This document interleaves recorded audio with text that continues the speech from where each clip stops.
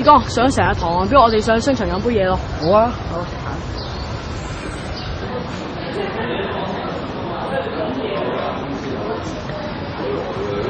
喂，啱啱同學都喺嗰邊啊！究竟佢哋啊？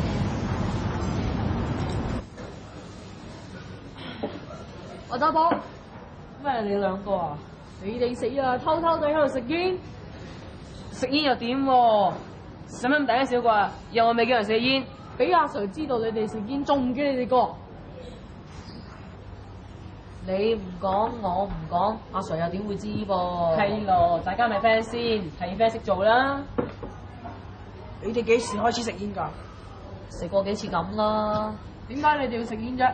而家潮流興啊嘛，唔食煙會俾人笑㗎。係咩？我從來都未試過俾人笑我唔識食煙嘅。冇咁多啊！試翻次啊！唔得，阿 Sir 吸煙危害健康啊！你都傻嘅，我阿爸都食咗幾十年煙啦，又唔見佢有事。係啫，不過食煙有咩好喎？好處就多啦，食煙可以令你有型有款，只有成功人士先會食煙㗎。你點知啊？乜你冇睇香煙廣告嘅咩？係啊，而家啲女仔啊，真係中意啲有型有款同埋成功男士㗎啦。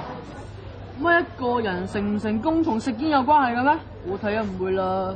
你試下，你信我，我話你哋喎，係咪唔夠膽試啊？邊個話試咪試？嚟啦，唔驚㗎，試下。喂，乜你真係試啊？我飲一支半支，唔會有事啩？得㗎啦，嚟啊試下，怕咩啫？真係。